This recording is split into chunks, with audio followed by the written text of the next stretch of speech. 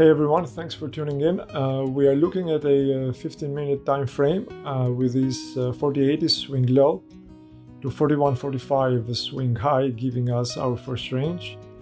Now this green dotted horizontal line over here represents pre-market highs, while the red line represents pre-market lows. Obviously, this is our New York midnight.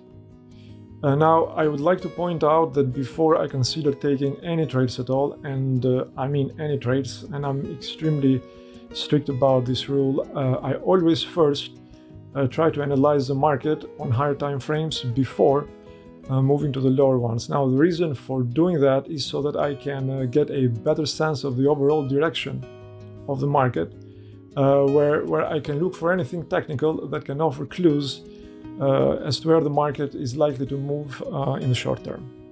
Let's switch here to a 1-minute chart. Now notice this time frame gives us range number 2, which is obviously not as broad as range number 1 we identified earlier on the 15-minute time frame, but it is nonetheless a range that could allow us to gain some insights into the structure of price action, which obviously could then potentially lead us towards an actionable trade.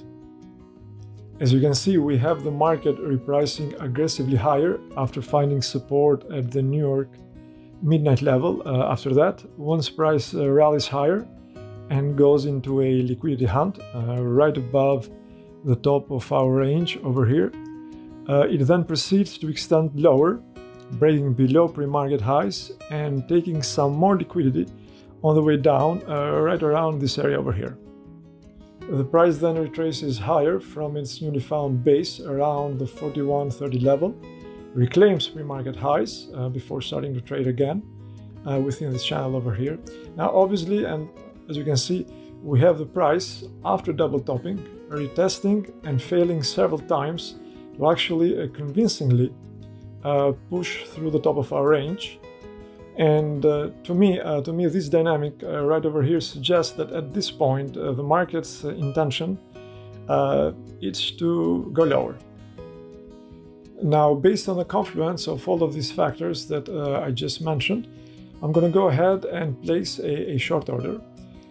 I think that at this point, this is a relatively safe bet, doing so, given that in case the market proves me wrong and for whatever reason breaks out, the worst that it can happen is I don't get the fill. On the other hand, if I get my short, that's a clear confirmation that the market's intention is to go lower. Order filled.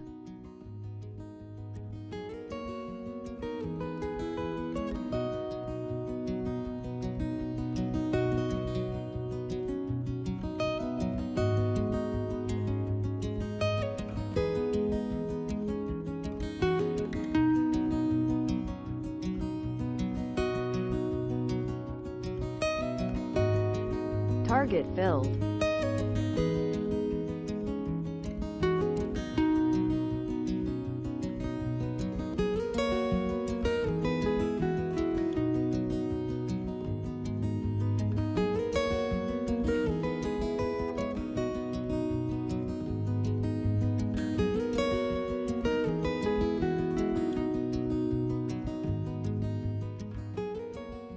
I should say that this was a profitable trade thanks to a combination of risk management and simple technical analysis. With this print bagged and tagged, let's just move on now to the next trade. Alright, so this will be a long trade on a 1-minute time frame. As you guys can see, we have this large-scale range exhaustion taking place, starting from the stop hunt area right over here. Which then extends all the way down here and below the 4104 level. So we're talking about a 45 to 46 point market sell-off. Now, as we all know, exhaustions are often followed by trend reversals. On top of that, if we look at the price action, we will see how the market kept making lower lows, and this one actually right over here even broke below New York midnight.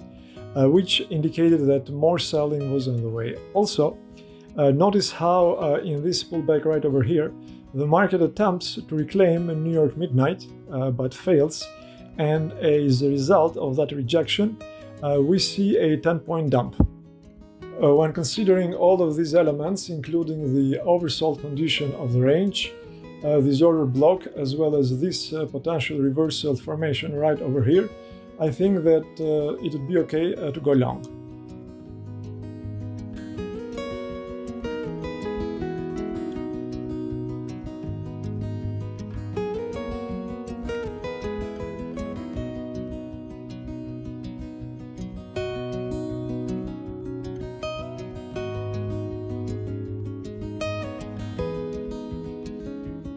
Order filled.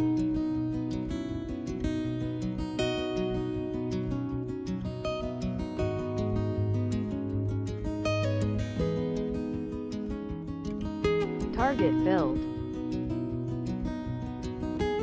Readjusting my stop loss by 2 points.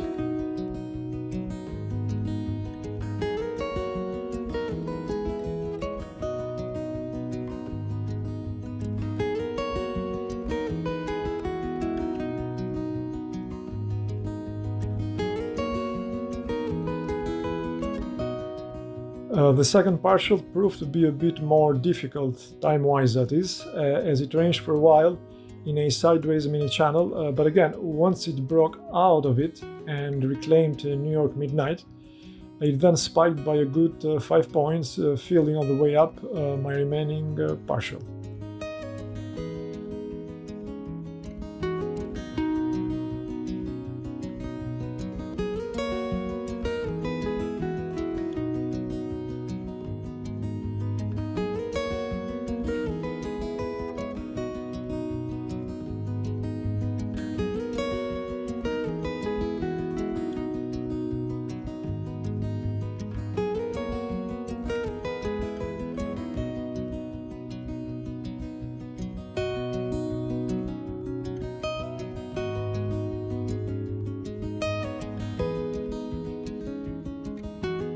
Target filled.